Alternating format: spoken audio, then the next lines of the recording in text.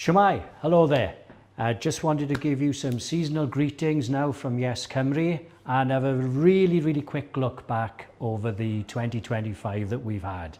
Who could forget the two really successful marches we had, first in Barry, second in Rhyl.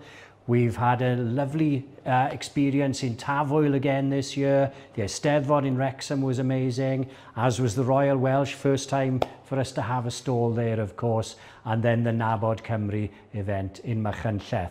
And who could forget the incredible 41% in favour of independence, that poll figure that came back just ahead of the Barry March. So it's been a wonderful year.